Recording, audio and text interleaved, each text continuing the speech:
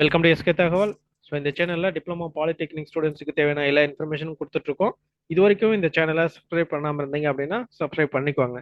சரி, வாங்க நம்ம இந்த வீடியோவில் என்ன பார்க்க போகிறோம் அப்படின்னு பார்த்தீங்கன்னா, பாலிடெக்னிக் முடிச்ச ஸ்டூடெண்ட்ஸ் பார்த்தீங்க அப்படின்னா டைரக்ட் செகண்ட் இயர் லேட்டரல் என்ட்ரியில் பிஇ பிடெக் அட்மிஷன் ஆகிறதுக்காக பார்த்தீங்க அப்படின்னா உங்களுடைய அப்ளிகேஷன்ஸ் எல்லாம் நீங்கள் வந்து அப்ளை பண்ணியிருப்பீங்க.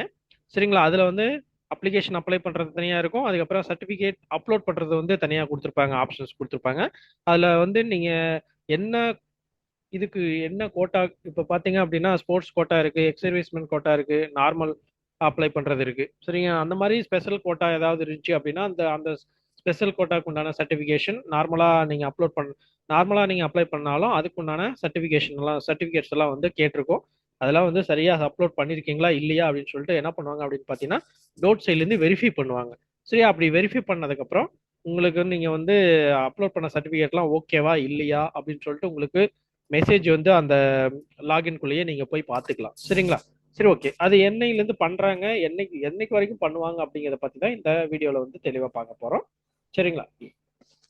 சரி, டோட் வெப்சைட் ஓப்பன் பண்ணீங்க அப்படின்னா அந்த வெப்சைட்ல பாத்தீங்க அப்படின்னா உங்களுக்கு டென்டேட்டிவ் ஷெட்யூல் அப்படின்னு சொல்லிட்டு ஏற்கனவே கொடுத்துருப்பாங்க. அதுல அப்ளை பண்றதுக்கு ஸ்டார்டிங் டேட் வந்து 7/6/2026 7/7/2026 வரைக்கும் சொல்லியிருப்பாங்க.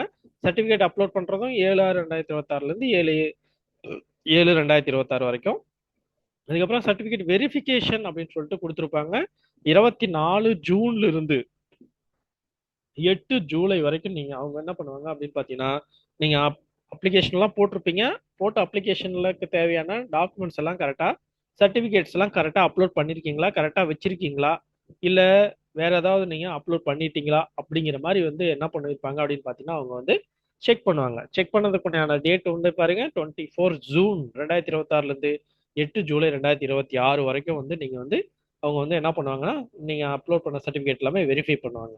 சரி சார், அந்த மாதிரி சர்டிபிகேட் வெரிஃபை ஆயிடுச்சா இல்லையான்னு சொல்லிட்டு நமக்கு எப்படி தெரியும் அப்படின்னு பாத்தீங்கன்னா, உங்களுடைய லாகின் யூசர் லாகின் அப்படின்னு சொல்லி இருக்கும் இல்லையா, டிஎன்எல்ஏ வெப்சைட்ல யூசர் லாகின் அப்படின்னு சொல்லிட்டு இருக்கும் இல்லைங்களா, அந்த லாகின் கிளிக் பண்ணீங்க அப்படின்னா உங்களுடைய மொபைல் நம்பர் கேட்கும், பாஸ்வேர்டு கேட்கும். உள்ள போனீங்க அப்படின்னா உங்களுக்கு இப்போ எப்படி காமிச்சிருக்கும் அப்படின்னு பாத்தீங்கன்னா, இப்போ உங்களுக்கு வந்து டேஷ்போர்டு, அதுக்கப்புறமேட்டு டேஷ்போர்டு அப்படிங்கிறதுல உங்களுடைய பேரு, அப்ளிகேஷன் நம்பரு எல்லாமே வந்திருக்கும். அதுல டவுன்லோட் அப்ளிகேஷன் அப்படின்னு சொல்லி இருக்கும்.